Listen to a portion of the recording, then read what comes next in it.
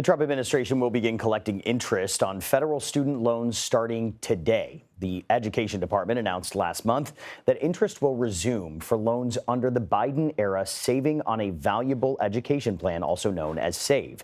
Interest and repayments for enrollees in the program were paused under President Biden last year after two courts issued injunctions against the plan. The Education Department says nearly 7.7 million people were enrolled in SAVE as early as July. And Kate Wood joins us now. She's a loans expert and writer at NerdWallet. Kate, thank you for coming on, breaking this all down for us. A very important issue for a lot of people watching out there. The Education Department has been encouraging enrollees to switch repayment plans since this July announcement. How immediate is that need, I should say, now that interest can be accrued? And what are the other options for borrowers?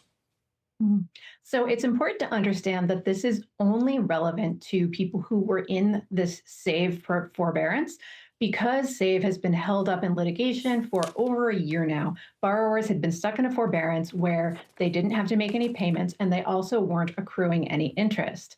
Now, payments will still not be due, but that loan balance is going to start growing with the interest. So borrowers have a couple of options. One, you could simply do nothing. You could stay in the SAVE plan, let that interest build up. You are going to have a larger loan balance when SAVE inevitably goes away. You can also just simply make the interest payments each month. So not make the loan payments, but make payments to pay off that interest, not have it accumulate. The Student Borrower Protection Center estimates that the typical SAVE borrower is looking at about $300 a month in interest. So that is not a small amount of money. The other option, of course, is to switch plans, but it's important to be careful doing it because so many of these plans are going away thanks to the One Big Beautiful Bill. The Education Department is encouraging people to switch into the income-based repayment plan, or IBR.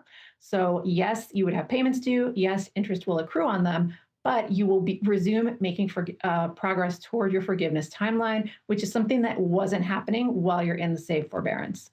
You know, for those people who are dealing with student loan debt, that 300 additional payment that they'll have to make, that could be a lot of money for some people out there. Now, the tax and spending bill signed by President Trump last month includes a new repayment assistance plan that aims to be running by next year. How does that plan compare to SAVE?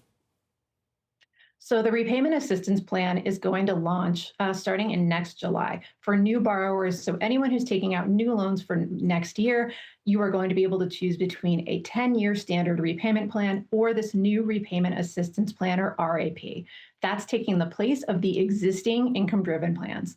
It's important to know that RAP calculates your loan payment in a different way than the current plans do. So the current plans look at a percentage of what they consider to be your discretionary income. So part of what you make is protected from being part of that calculation. With RAP, it's calculated based on a flat percentage of your monthly gross income, so nothing is shielded. And depending on how much money you make, you're looking at between 1% and 10% of your income going toward that payment. Another really big difference is that the current income-driven repayment plans have a forgiveness timeline that's 20 or 25 years of payments, depending on the plan and depending on your loan type. With RAP, you are looking at 30 years of payments until you'd reach that forgiveness point.